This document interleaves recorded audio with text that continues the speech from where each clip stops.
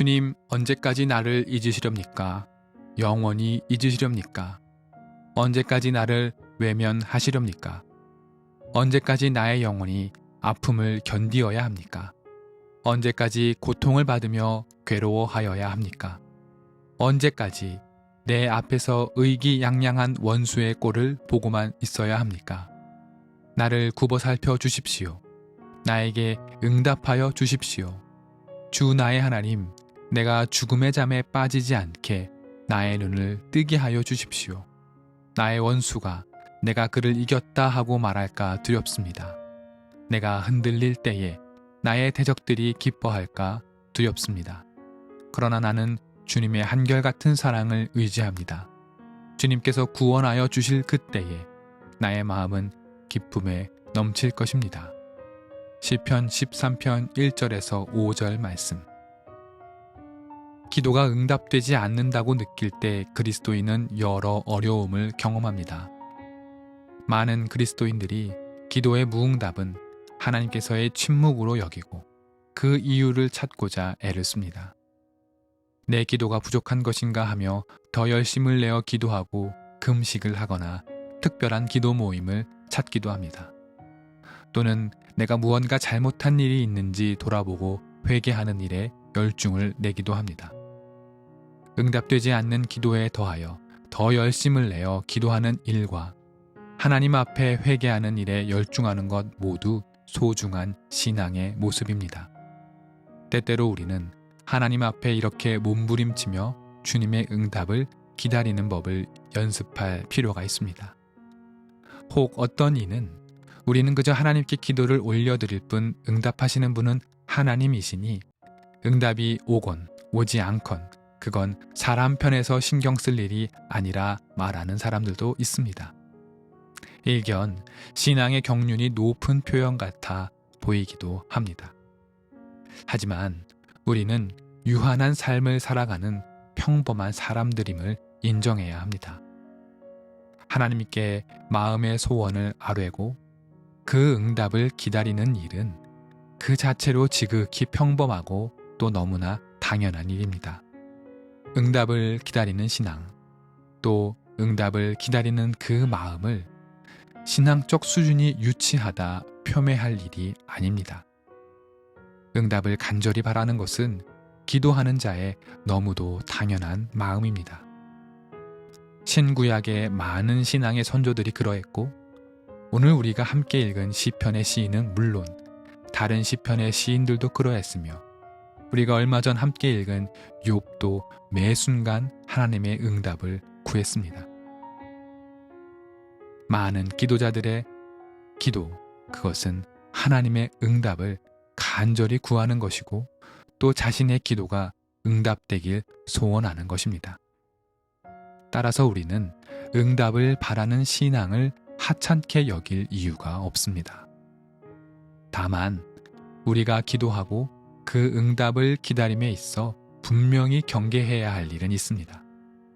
우선 우리가 기도한 후 그 기도의 응답이 어떤 식으로든 반드시 정해져 있다거나 또는 내가 어떤 마음의 답을 이미 정해놓고 그대로 되지 않으면 그것을 하나님의 응답이라 믿지 않는 것이겠죠. 하나님의 응답은 그야말로 여러 가지 형태로 우리에게 주어진다는 사실을 우리는 또한 믿어야 합니다. 또 한 가지 우리가 경계해야 할 것은 오늘 시편의 시인의 고백과 깊이 연결되어 있습니다. 오늘 시인은 아마도 응답되지 않는 기도에 대하여 또 침묵하고 계신 하나님에 대하여 답답함과 슬픔이 가득했던 것 같습니다. 그래서 1절의 시작이 이러합니다. 주님, 언제까지 나를 잊으시렵니까? 영원히 잊으시렵니까? 언제까지 나를 외면하시렵니까? 시인은 하나님께 세 가지 질문을 던집니다. 언제까지 나를 잊으시려는가? 영원히 잊으시려는가? 언제까지 나를 외면만 하시려는가? 입니다. 이 세 가지 질문엔 매우 중요한 공통 개념이 있습니다. 시인은 하나님께 시간의 문제를 언급하고 있다는 점입니다. 시인의 말을 다른 말로 표현하자면 이제 지금쯤이면 하나님께서 응답해도 되는 것 아닙니까? 이쯤 되면 응답해 주셔야 되는 것 아닙니까? 정도가 될 수 있겠습니다. 시편 시인의 고백이지만 어쩌면 우리들의 마음이기도 합니다. 우리의 기도에 대한 하나님의 침묵이 길어질 때 우리는 곧잘 이렇게 생각합니다. 하나님의 침묵도 하나님의 응답이라는 성찰을 모르는 바는 아니지만 하나님의 긴 침묵은 우리의 마음을 무겁게 하는 것도 사실입니다. 그때 우리는 오늘 시인처럼 기도할 수밖에 없는 것입니다.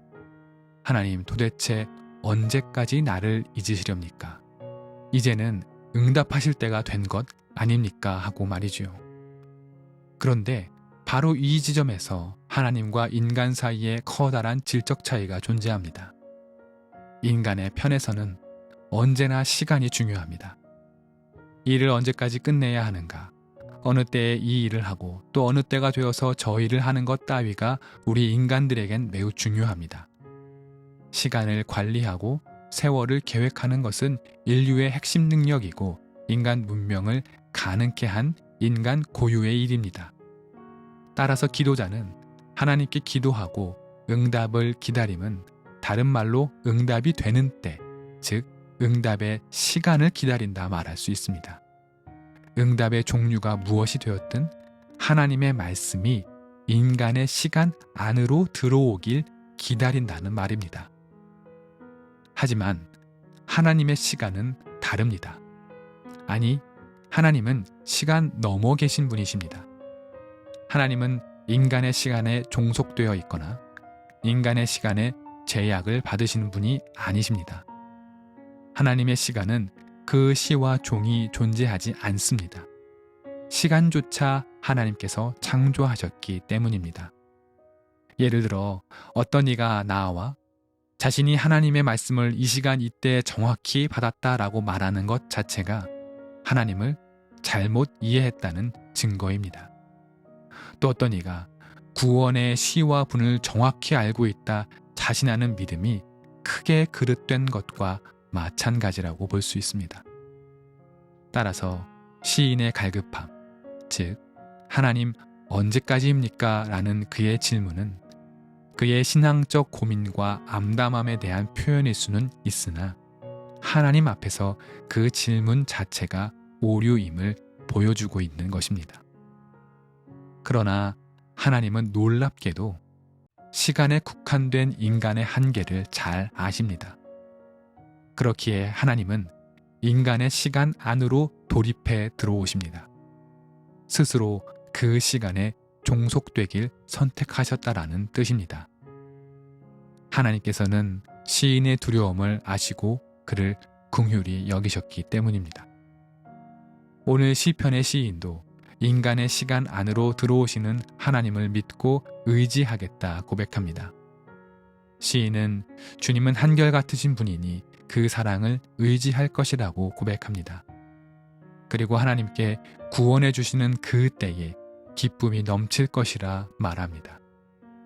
하나님께서는 시간에 제한될 이유가 없지만 가장 적확할 때에 하나님께서 시간 안으로 들어오셔서 구원과 해방의 은혜를 인간에게 베풀어 주시리라 라는 것을 시인은 믿는다라고 노래하고 있습니다.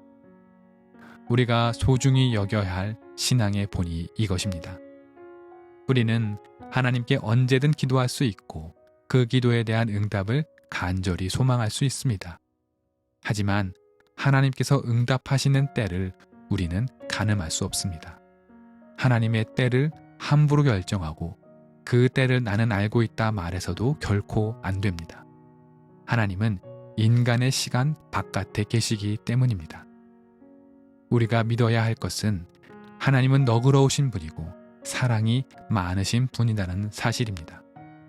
따라서 하나님께서 우리를 이렇게 사랑하시기에 하나님은 우리가 가장 필요로 할 때에, 우리가 가장 중요할 때에 하나님께서 생각하시기에 바로 이때다 하는 그 때에 인간의 시간 안으로 돌입해 들어오셔서 우리를 살리시고 새롭게 세우실 것임을 바로 이것을 믿어야 하는 것입니다.